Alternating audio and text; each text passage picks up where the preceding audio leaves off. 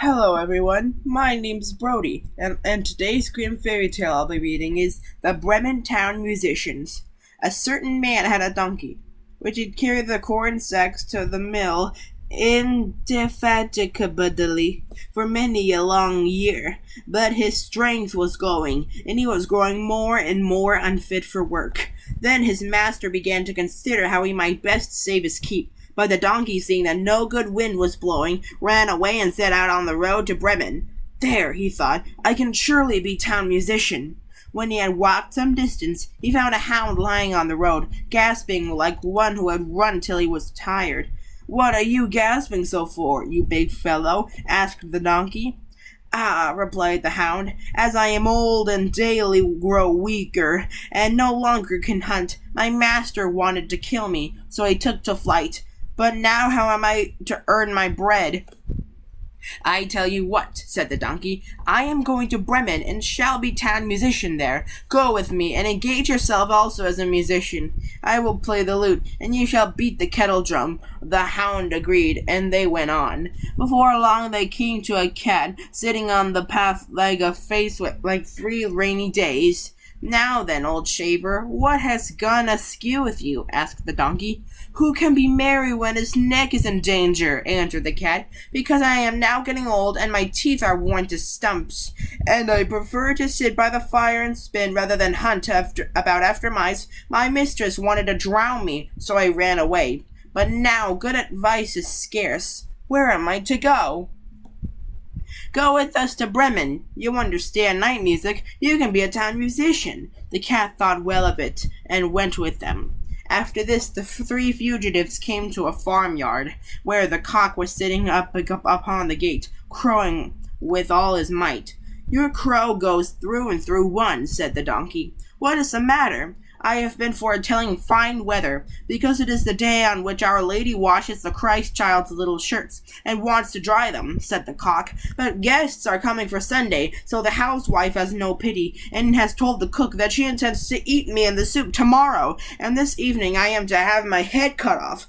Now I am crowing at full pitch while I can.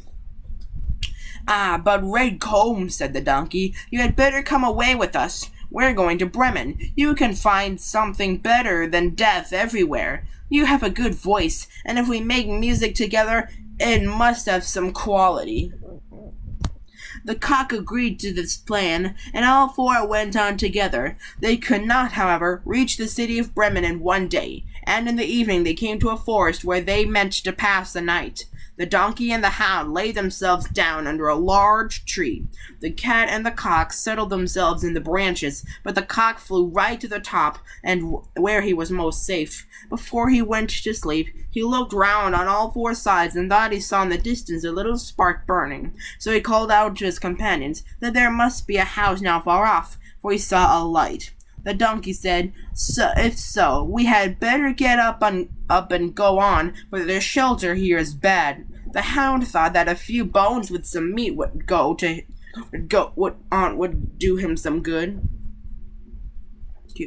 So they made their way to the place where the light was, and soon saw it shine brighter and grow larger, until they came to a well-lighted robber's house.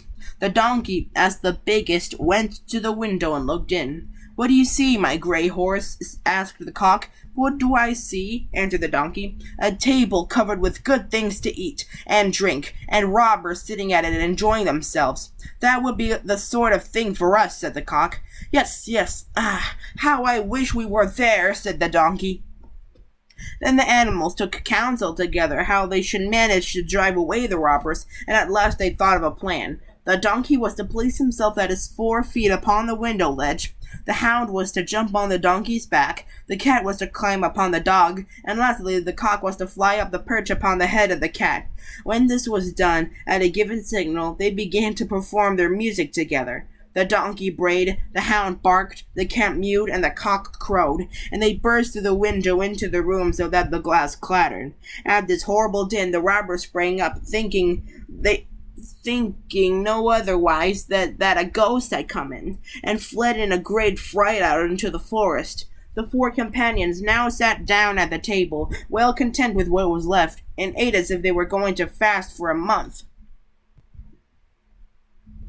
As soon as the four minstrels sat done, they put out the light, and each sought for himself a sleeping place according to his nature and to what suited him. The donkey laid himself down upon some straw in the yard, the hound behind the door, the cat upon the hearth near the warm ashes, and the cock perched himself upon a beam of the roof.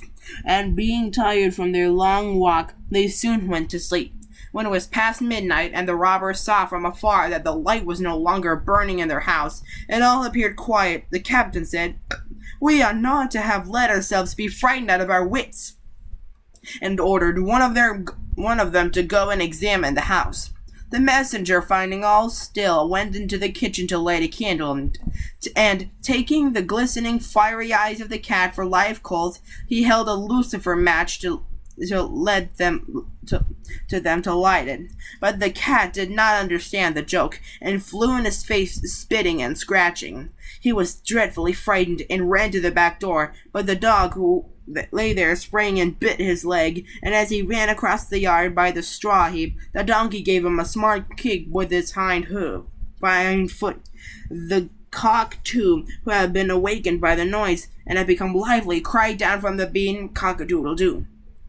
Then the robber ran back as fast as he could to his captain and said, "There's a horrible witch sitting in the house, who spat on me and scratched my face with her long claws, and by the door stands a man with a knife, who stabbed me in the leg, and in the yard there lies a black monster who beat me with a wooden club, and above, upon the roof, sits the judge, who called out, 'Bring the rogue here to me!' So I got away as fast as I could."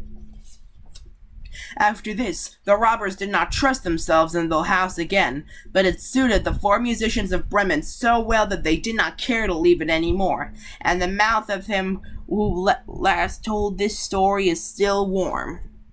Be sure to like, comment, subscribe, and hit the notification bell so that way you won't miss any of my new episodes. This is Brody signing out.